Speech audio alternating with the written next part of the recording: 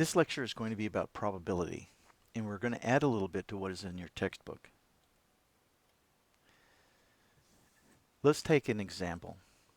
The probability of obtaining a 1 when you roll a 6-sided die is 1/6, because there are 6 sides, all numbered 1 through 6, and only one of the 6 faces is marked with the numeral 1. Each time you roll the die and note the number on the top face, you record an event. The set of all possible events that may occur is called the event space.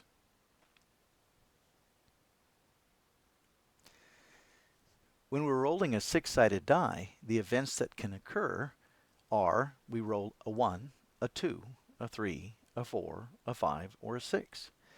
And so the event space is going to be the set that contains those 6 numbers, each one representing the outcome of rolling the die and noting the number on the top face.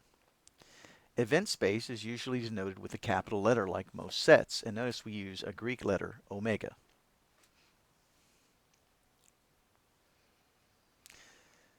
A probability density function is a function from the event space to the interval from 0 to 1, and obviously, if we take something from the event space, we want to know the probability of that event occurring, and that's going to be a number between 0 and 1. 0 if it's impossible, and 1 if that's the thing that always occurs.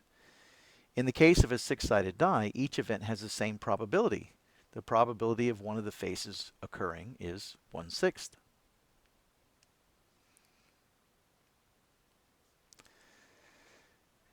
If we graph the probability density function this way, where the area between the interval between 0 and 1 is rolling a 1, and 1 to 2 is rolling a 2, and 2 to 3 is rolling a 3, then the cumulative distribution function is the sum of all the probabilities less than or equal to x. So in the graph on the left, the probability of having less than or equal to a 2 would be a 1 or a 2. Each of those has probability 1/6. So the area of the rectangle is 1/6, but the total area is 2/6 or 1/3. Notice that the probability of the entire event space is 1, because the height is 1/6 and the base is 6, and 6 times 1/6 is 1.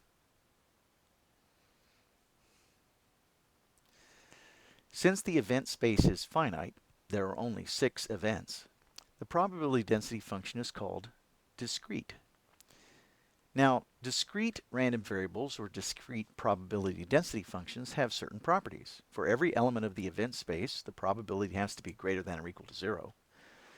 The sum of the probabilities of all the events in the event space have to add up to 1, just like they did with the 6-sided die.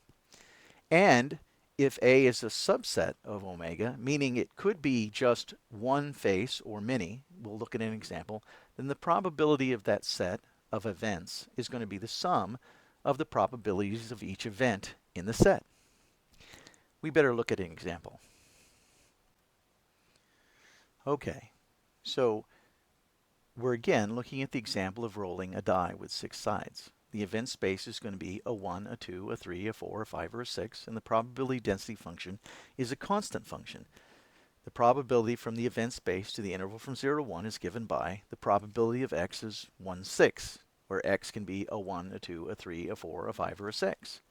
What is the probability of rolling either a 1, a 3, or a 5? Okay, well, the way that we calculate this is we set the set A to be 1, 3, and 5. And the probability of A is going to be the probability of rolling a 1 plus the probability of rolling a 3 plus the probability of rolling a 5, which we know is 1/6 plus 1/6 plus 1/6. The probability of A is going to be 3/6 or 1/2.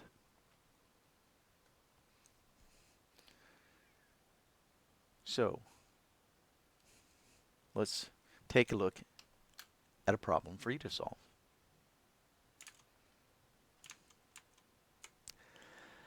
In our 6-sided die problem, what is the probability of rolling either a 3 or a 6?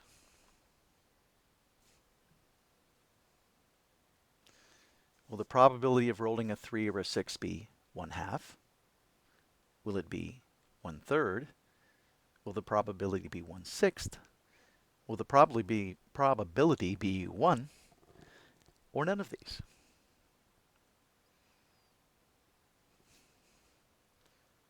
Thank you.